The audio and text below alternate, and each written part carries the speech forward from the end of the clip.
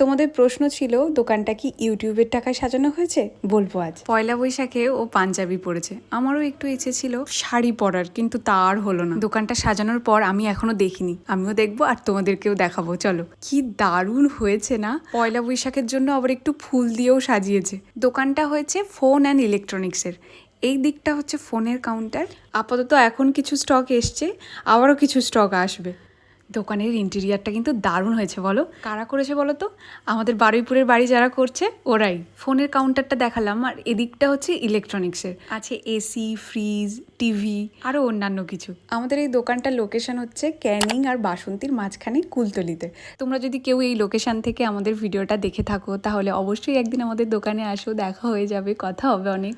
আমরা যে শনপাপড়িগুলো নিয়ে আসলাম ওগুলোই এখন একটু সুন্দর করে ডেকোরেট করা হচ্ছে, নববর্ষে কাস্টমারদের দেওয়া হবে। এবারে বলি দোকানের খরচার কথা। দেখো, তোমাদের আগেই বলেছিলাম ওর একটা দোকান আছে যেটা অনেক ছোট ছিল, কিন্তু আস্তে আস্তে তাকে বড় করে এত সুন্দরভাবে সাজিয়েছে, যেটা সম্পূর্ণ ওর নিজের ইনভেস্টমেন্ট। এখানে ইউটিউবের কোনো সহযোগিতা নেই। ওর এই নতুন প্রয়াসে তোমরা সবাই আশীর্বাদ করো। চলো, সবাই ভালো থাকো। আজকে তাহলে আসি, দেখা হচ্ছে কাল।